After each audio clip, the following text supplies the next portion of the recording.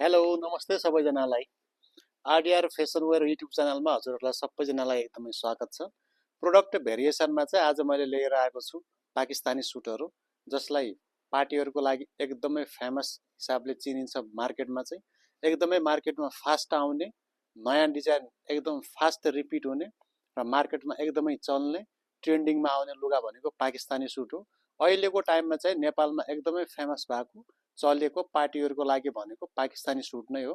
म तपाईलाई पाकिस्तानी सुटको बारेमा एकदमै डिटेलली बताउँछु है।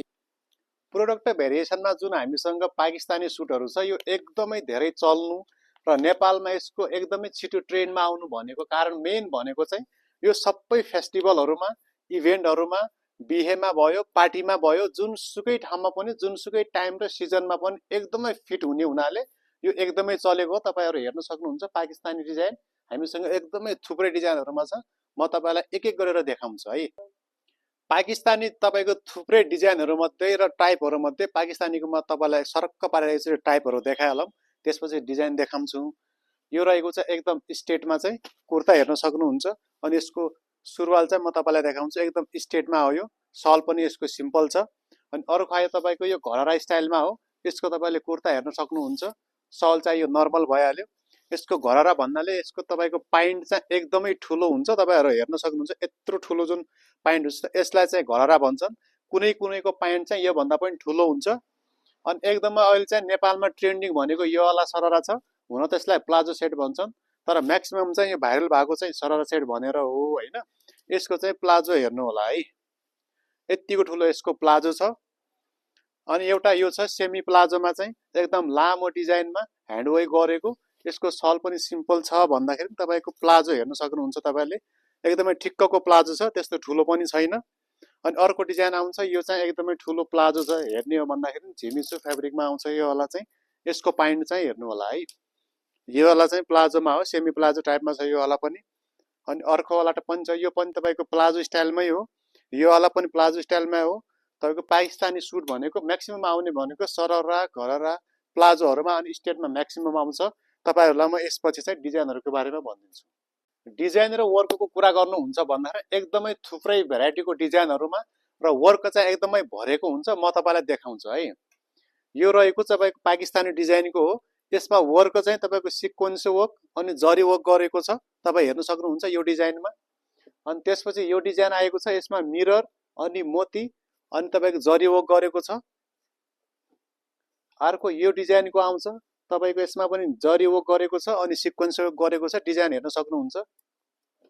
यो तपाईको चिकन करी अन्तर्गत पर्दछ। तपाईको ह्यान्ड वर्क गरेको, तपाईको चिकन वर्क गरेको धागोले गरेको हो यो वाला चाहिँ।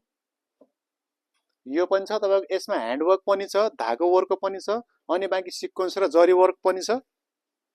यत्रो थुप्रै डिजाइन भेराइटीहरु छ र सबैमा एकदमै हेभी वर्क गरेको छ। पाकिस्तानी डिजाइनहरुमा सबैमा म्याक्सिमम गर्ने भनेको सिम्पल भन्दा पनि एकदमै हेभी वर्क हुन्छ, सलमा पनि, कुर्तामा पनि, प्लाजोमा पनि।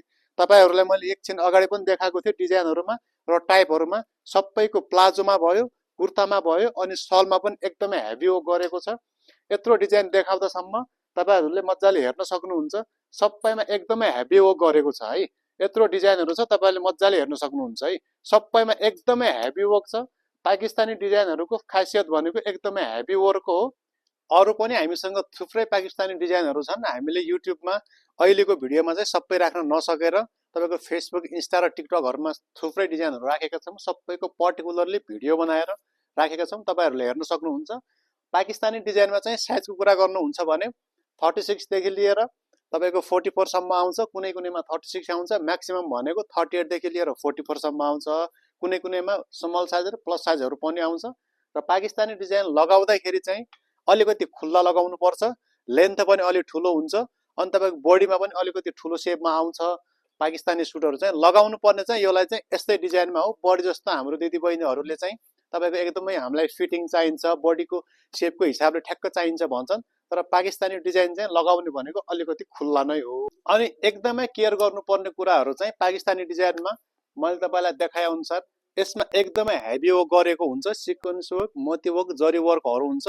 यो चाहिँ घरमा सरफ लगाएर हातले धुन एकदमै मिल्दैन। तपाईहरुलाई म अर्को डिजाइन पनि देखाउँछु, एकदमै हेभी वर्कको हुन्छ। हातले धुँदाखेरि चाहिँ एकदमै समस्या हुन्छ, लुगा फाट्ने अनि डिजाइनहरू मोतीहरू झर्ने बिग्रिने हुन्छ।